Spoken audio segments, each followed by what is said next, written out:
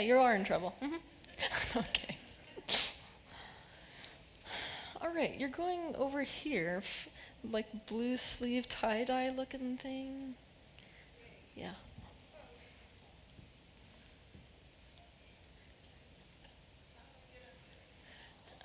I think there's steps on either side.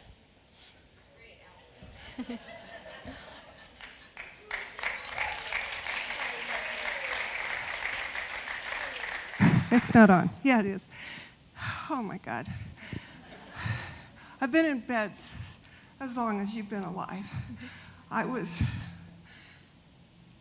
sent around the nation I had what women had. They said, Susie has a revelation of what women are to be. Okay. And I was sent around the nation. And then the leader of that thing died, and his wife betrayed me, and I've been in bed. I healed myself 2 years ago.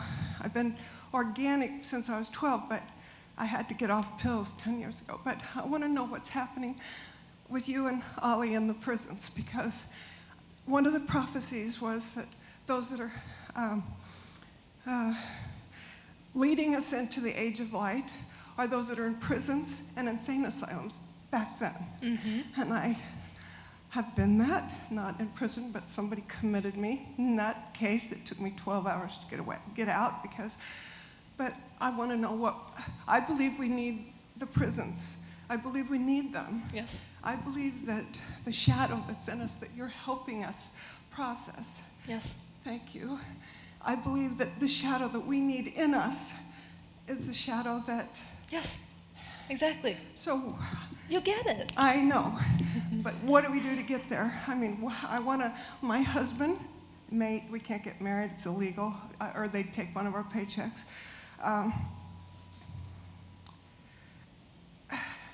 I was with him I was celibate for 20 years, and he had 27 marriage proposals by then, and this man got through to me and said, I will follow you.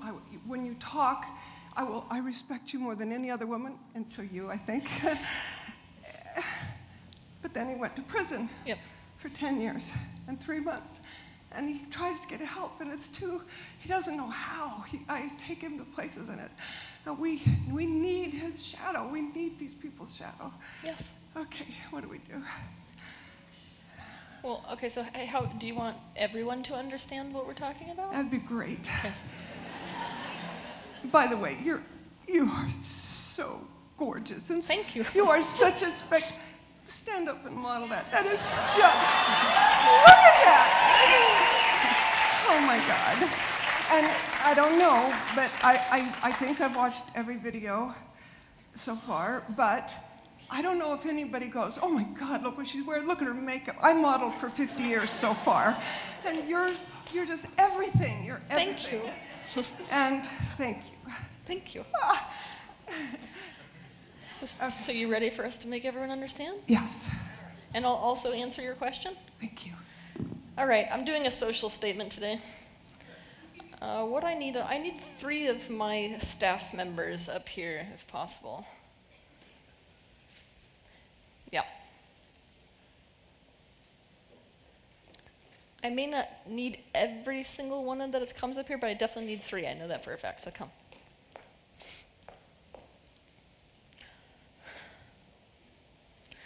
This is really fun, because remember I was like, we have to talk about fragmentation, right? Okay, so we're going to talk about fragmentation, but specifically in the context of what was said here. Ready? And I'm going to share, this will be the first time, I'm so nervous/excited, this is the first time that I get to explain to you why I choose the justice system as my opus on this planet, okay?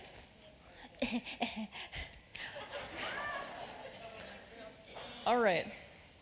Man, I've never done this before, so let's see. Okay, so I want you to imagine here, right? Actually, let's have it be, you're going to be the front personality, okay?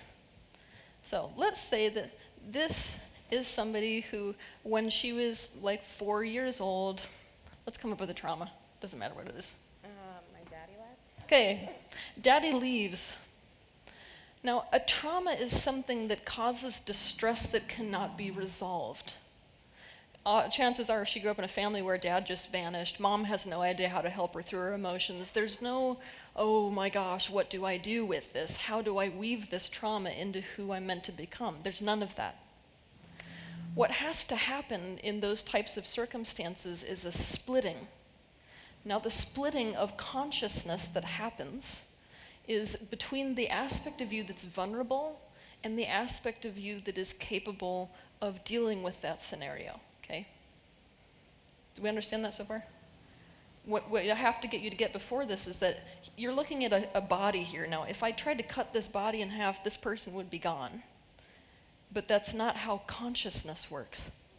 Consciousness works more like water. You can have splits or branches and nothing happens, doesn't die, continues on, okay? So behind her, what you're going to be seeing here is her internal world, right? So even though you're still looking at one person, in her internal world, she may have several splits.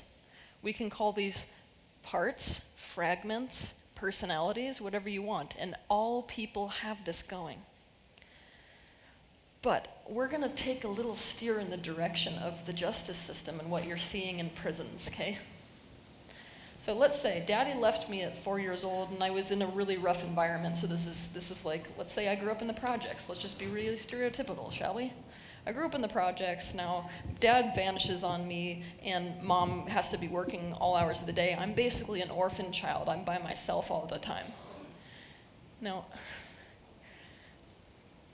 this part of her is the vulnerable aspect. I just want you to stay a little bit behind her so people get the idea that she's the only thing they see, okay?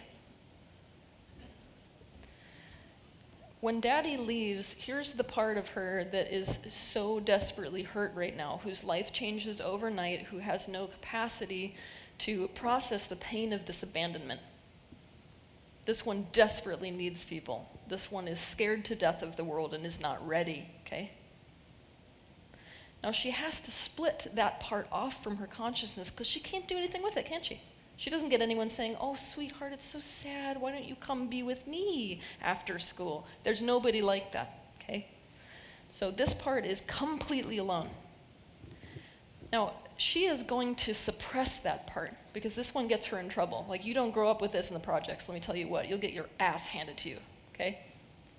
So she is spending her time suppressing. Now, what do we know about suppression? It is energy that is fed to something.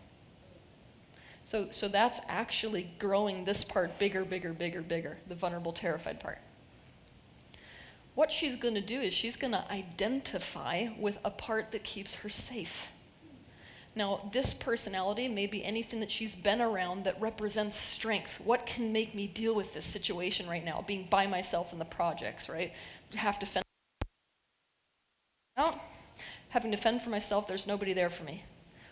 What do I know in my 4-year-old mind that could deal with that scenario? Now, this is the beginning of a formation of one of these fragments. Let's say, growing up in the projects, what I identify, what she identifies with. Now, you see why I'm moving her over here is because this is the one she's identified with. Raise your hand. When you identify with a part, you sort of are connected and you believe this is really you. She's disconnected from that one. It's in the subconscious mind. Now, let's say that the person or the personality that she identifies with that could deal with that situation, being left at 4 years old, is a personality that's like, fuck you, I hate you. I don't need anyone. Now, perhaps the person that can deal with her being hungry at nighttime is a stealer, okay?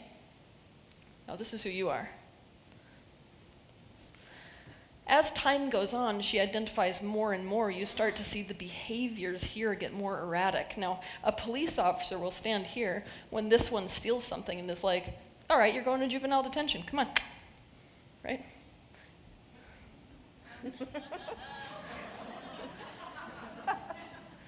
Now what's happening with this personality when she goes to juvenile detention with another person who's grown up in a similar situation with another protector personality? Because anytime she's threatened, this one's going to take over, right? Yeah. So maybe I meet her, and maybe let's pretend I'm the protector personality here for the other one, okay? Now in juvenile detention, I'm like, the fuck are you looking at? Right?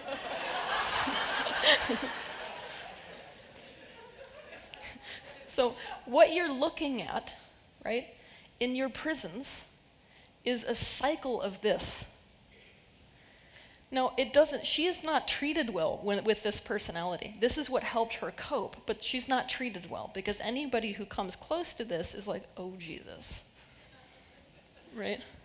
And then what's constantly projected on her all day long is, this is what's wrong with you, this is what's bad about you, this is how you have to change, this is your punishment. Now, by doing that, what am I doing? I'm making her more unsafe and therefore needing to rely more on this personality. I'm doing nothing but strengthening it. Now, this is the vicious cycle that's happening in our prison systems. This is why they get out and they go back in. See? They get out worse than they went in. This is why. Now, look who we've forgotten the entire time. Ah, the one you never see. This is interesting. Because guess what? This is actually the one that's fueling the entire cycle. It's the terror in this one, which she's so cut off from she doesn't even notice. So when she goes to juvenile detention, she's terrified, right? And when this one comes up who's also terrified, but I'm cut off from the terror, right? And I come close to her like this one freaks out. She identifies with this and it gets stronger. Are we understanding the cycle? Okay, so this is what we have to do. So pretend you're identified over with this one, okay? I just want you to ask yourself the question, how do we actually rehabilitate people who are bad guys, right? Just looking at this, what do we do? Ah, there we go. We've got to find some way to create a connection between these two. This is the war, is between these two. Do we have a microphone? Yeah. Okay, so face each other. Now, I've got a whole process for how to do this, but I want you to watch why this is so difficult, okay? Just start talking to each other. You're so weak. I hate you. I need you to listen to me. Like, look at these people. I don't think you have anything to say. Honestly, you're so weak, you never do fucking shit, so why would I listen to you? If you don't listen to me, I'm never going to let you go any farther than this. I don't care. I'll go by myself. Okay, fine. Then I'll just stay here. Fine, that's it. And you'll just continue being terrified. I'm not terrified. See? This is literally the internal monologue that you will see in any juvenile detention center. Because they've never had somebody, and this is the most important part, right? What they have never had, and this is why I'm going to be recruiting very specific people for this job. What they have never had is somebody who can actually act as the intermediary between these two. They've never had somebody come over here and say, look, I know you're terrified and I don't think it's fair either.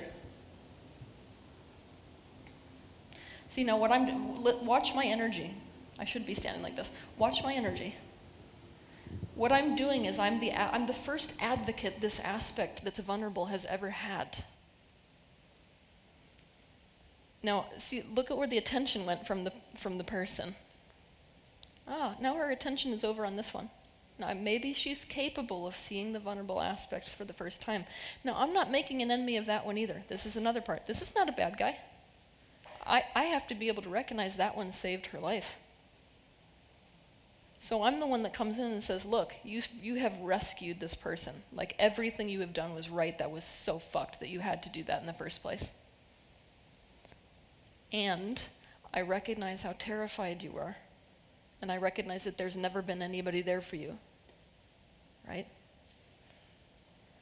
Now, interestingly enough, how many of you have watched this movie, Good Will Hunting? One of the best examples of this type of relationship happened in that movie. Those of you who have not seen that movie, you need to watch it. Because there's a scene between, I think it's Robin Williams playing the therapist, and he's not talking about this complicated fragmentation thing, but he zeroes in on the personality that's vulnerable and creates a huge breakthrough. And that is one of the best examples I've ever seen in my life of this type of relationship. But what people need to be doing with people who are in the justice system is not making this situation worse, fueling this cycle. They need to be coming in as the advocates to this self, creating a fusion between these two, because all things in the universe gravitate towards oneness. Everything wants unity, even that one. She just thinks that unity with this one means getting her ass handed to her every day. So it's the job of the people working in this system who understand this to help not only fuse this, but give them strategies where, guess what, you can have your vulnerability and not have your ass handed to you too. That's something we can do. And not only that, for somebody who's never been educated for how to fit into this, world and to society, they've never been shown that. Somebody who says, well, let's figure out what your strengths are. I mean, we already know some of them. Right? Now, this is, they don't know about fragmentation, but this is one of the big things that's happening with your horse programs or rehabilitating dog programs in prison, is that we take somebody like this, and I'm like, you're pretty good with people that are scary, right, and things that are scary. How about this dog? This is a red zone dog. He's been biting the shit out of everybody. You feel like having a go?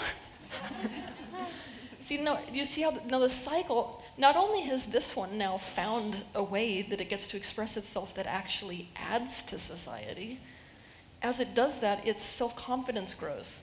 Now, this is hitting a lot of the developmental issues that this person didn't get in childhood. It's those developmental issues which make it impossible for somebody to plug in somewhere into society. And to be honest, we don't let them. I mean, this is a huge issue that we've got with homeless people. I mean, I can't even tell you how many I've talked to, and they're like, I can't get a job. I have a felony. Nobody fucking hires me. Like, exactly. Welcome to our society. So, this is where I'm going to throw it at you. Ready? The aspects of ourselves that are putting us in jail are shame selves. Okay? This one feels deep shame because Daddy chose not to be with me. That's I'm ashamed, right? It is the shame selves that create prisoners. It is this deep inherent sensation that there is something bad and wrong about me. Now, if that is the condition that is underlying the entire psychology of the justice cycle, that has to be where we focus. And we can't focus there by telling them that they're bad, telling them they don't fit in, shaming them for the shit they did, right? Now, how does this relate to you personally? We all have shame selves. Now, before I start creating this alternative to the jail system, which, trust me, I can't get there fast enough, it is our responsibility, individually, to integrate our shame selves. Do you understand what I mean by this? That means not just, this one you all love, right? You love this one. Everybody just wants to protect this one, right? This is not the shame self that you need to be integrating. That one is. It's the bad guy in you that really isn't a bad guy, it just saved you from shame. See? That's the one you need to be integrating. And I mean every single person on this planet. And until I start this justice system, and even after that, I'm going to tell you that's the biggest social movement that we can have, is if every individual takes the responsibility for integrating the aspects of them that they feel ashamed of, their bad guy, right? How do you bring that part in? How do you make it a part of you? How do you own it? How do you stop cutting yourself off from it? Because I cannot tell you how sick I am of, in psychology field, in the spiritual field, of people taking the approach that you have to change yourself into something good by getting rid of anything that's not good. All right? That idea, it is outdated, it is bullshit. If you hear a teacher talking about that, throw it out the window as fast as you can. Integration is where we are headed as a species. It's where we're headed in terms of our consciousness as a species. And let me tell you, our survival depends on it. Do you want me to tell you why it depends on it? You think these attacks are going away? No, these attacks of terror that you're watching around the planet, they're going to get worse. Our wars will get worse. And if we don't integrate our own bad guy, we're going to find it out there in the world over and over and over and over. And you're going to read the articles, and they're going to say, oh my God, that person destroyed everybody's life. They're horrible. That's you. That's your own bad guy, and we all have one. And let me tell you, when you get to know them, there's nothing bad about them. They have just found strategies of dealing with their pain that hurt other people. That's it. So that's my speech.